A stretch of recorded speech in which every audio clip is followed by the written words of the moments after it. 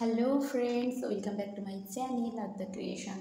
তো আজকে ভেবেছিলাম আজকে অফ ডে, আজকে অনেক কিছু ভিডিও করব, ব্লগ করব, কিন্তু বিশ্বাস করো কিছুই করে উঠতে পারিনি। অফ ডেতে এত কাজ থাকে, সমস্ত কাজ সেরে এখন 4টা বাজতে যায়, এসছি ভিডিও এডিট করব তোমাদের জন্য। 6টার সময় ব্লগ রেডি করব। হোক, আজকে একটা নিরামিষ টকের রেসিপি নিয়ে এসেছি, তোমরা দেখো ভিডিওটা পুরোটা। তো চলো রেসিপিটি শুরু করা যাক। এখানে আমি সাদা সর্ষে এবং কাঁচা লঙ্কাটা বেটে নিচ্ছি শিলে।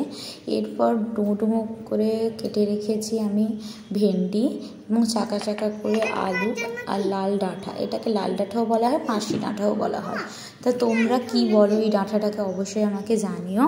আর আজকে আমি টক যেটা দিয়ে করব সেটা হচ্ছে আমচুর। তো আমচুরের টক খেতে না আমার খুব ভালো লাগে, শুধু আমি নয়, আমার তিনিও খুব পছন্দ করে, বাড়ির সকলেই খুব পছন্দ করে। তো আমি এখানটা আমচুরটাকে ভালোভাবে জলে গুলে নিচ্ছি।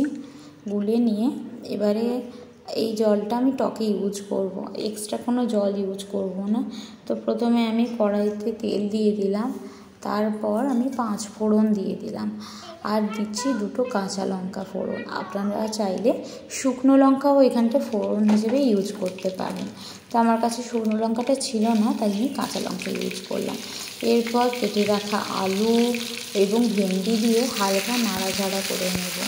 তো যেহেতু ভেন্ডিতে একটু হালকা জল দেয়, তো সেই জন্য জল ছাড়ে বলে হালকা নাড়াচাড়া করে নিলাম। এরপর দিয়ে দেবো লাল ডাঁটাটা, দিয়ে ভালোভাবে নাড়াচাড়া করে নিয়ে আমি ঢাকা দিয়ে দেব। তো ঢাকা দিয়ে কিছুক্ষণ মজে এলে সবজিটা, এরপর আমি একে একে হলুদ গুঁড়ো দিয়ে দেব, আর দেব সামান্য লবণ, সামান্য লবণ দেব, কারণ আমচুরে অলরেডি লবণ আগে থেকে আছে। তো আমি যদি এখানটায় পরিমাণ মতো লবণ দিয়ে দিই তাহলে কিন্তু টকটা নোনতা হয়ে যাবে। এরপর জলে গুলে রাখা আমচুরগুলো আমি কড়াইতে ঢেলে দিলাম, আর সামান্য একটু দেখলাম জল লাগবে, তোমরাও দেখে নিও তোমাদের প্রয়োজন মতো, যতটা তোমরা জুস করতে চাও সামান্য একটু জল দিলাম, দিয়ে আমি আবার ঢাকা দিয়ে দিলাম।